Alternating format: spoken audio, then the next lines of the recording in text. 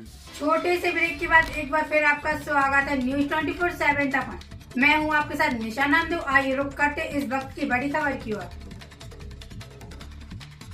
नागदा को जिला बनाए जाने की मांग पिछले कई वर्षों से मांग उठती आ रही है और इसके लिए कई आंदोलन भी किए गए, भूख हड़ताल भी हुई। यहां तक कि चुनाव के समय नेताओं के द्वारा नागदा को जिला बनाए जाने के वादे भी किए गए और तो और पूर्व मुख्यमंत्री शिवराज सिंह चौहान भी मंच से नागदा को जिला बनाए जाने की बातें मंच से बोलकर गए। परंतु क्या कारण रहा कि नागदा को जिला नहीं बनाकर जुनादेव जा सके, इसके लिए हमारे संवाददाता संजय शर्मा ने आरटीआई कार्यकर्ता जिन्होंने भी नागदा को जिला बनाने की पहले अपील की थी, उनके साथ हमारे संवाददाता ने क्या कुछ कहा, आइए आपको दिखाते हैं।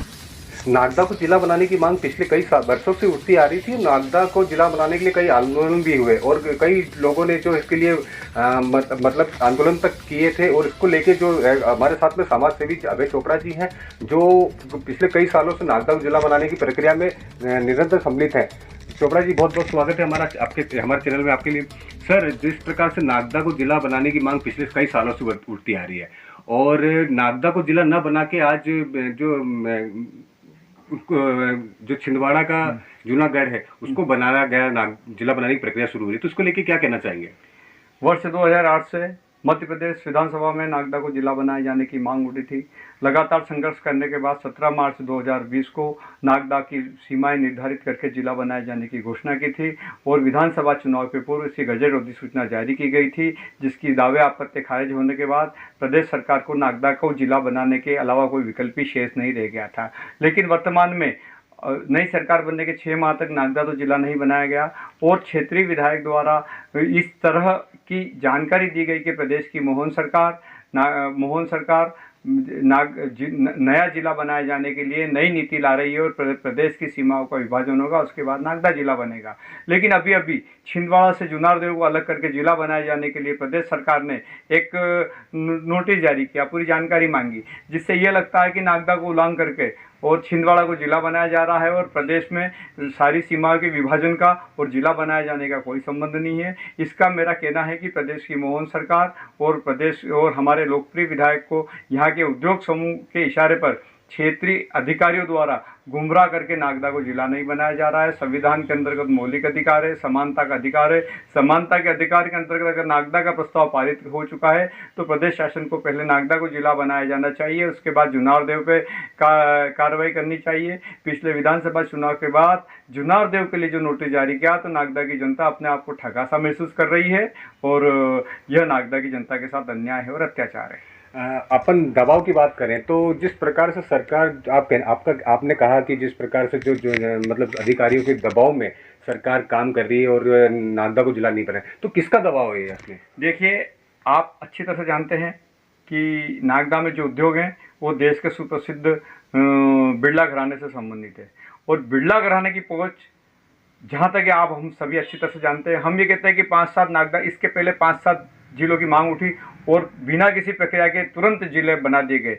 लेकिन नागदा की जिला बनाने के लिए सारे कानून नियम बताए जाते हैं और नागदा को ही लेट बार बार क्यों हो रहा है, यह कहीं न कहीं बड़े प्रभावशाली घरानों का हस्तक्षेप शासन प्रशासन में है और उन्हीं के दबाव के कारण हमारे राजनेता पीछे खिसक रहे हैं। अगर मोहन सरकार नागदा को जिला बनाती है तो डबल प्रशासनिक अधिकारी होने पे उज्जैन का भी विकास होगा, नागदा का भी विकास होगा और मोहन यादव सरकार की प्रसिद्धि बढ़ेगी और जनता का विश्वास बढ़ेगा।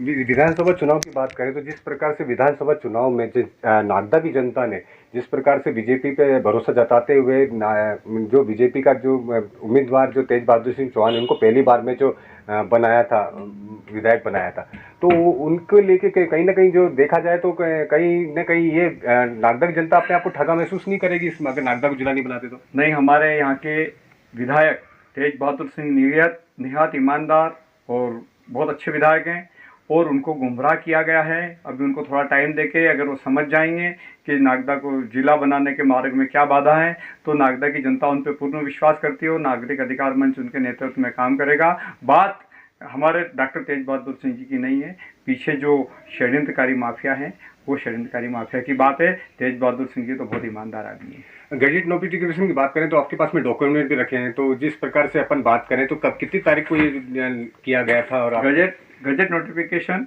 20 जून को किया गया था, 2023 को किया गया था और 90 दिन की अवधि रहती है, जिसमें कि जो दावे आपत्ति आई थी उसका राजस्व विभाग भोपाल द्वारा और जिला कलेक्टर उज्जैन द्वारा सुनवाई करके सारी आपत्ति खारिज कर दी। अब ऐसा कोई नियम नहीं है कि फिर से दावे आपत्ति करें। अब तो कलेक्टर और एसपी बिठा करके और जिले का शीघ्र निर्माण करना चाहिए और 8 मार्च 2020 को नागदा की सीमा बनाने का और संपूर्ण कार्रवाई राज्य शासन द्वारा की जा चुकी है। अब जिला बनाने के मार्ग में कोई बाधा नहीं है। सबसे पहले नागदा को जिला बनाना चाहिए। अगर सरकार नागदा को जिला बनाने का जो प्रक्रिया है, जो कुछ मतलब पहल शुरू नहीं करती, तो आप लोग क्या करेंगे इसमें? वही, हमको संविधान में मौलिक अधिकार है, समानता का अधिकार। तो राज्य शासन का ये दायित्व है कि सभी से समान अधिकार करे, एक को बांटे और दूसरे को डांटे। यह हमारे मौलिक अधिकार के विरोध में है। नागदा को डांटे जा रहा है और अन्य जिलों को बांटा जा रहा है। तो इस भेदभावपूर्ण अधिकार के खिलाफ हम उच्च न्यायालय का या सर्वोच्च न्यायालय का दरवाजा खटखटाएंगे। तो ये थे हमारे साथ समाज सेवी अभय चोपड़ा, जिन्होंने नागदा को जिला बनाने की मांग तो कई सालों से उठती आ रही, पर इन्होंने अपनी तरफ से भी काफी जो मांग उठाने का काम किया था और कई कदम भी उठाए थे इन्होंने।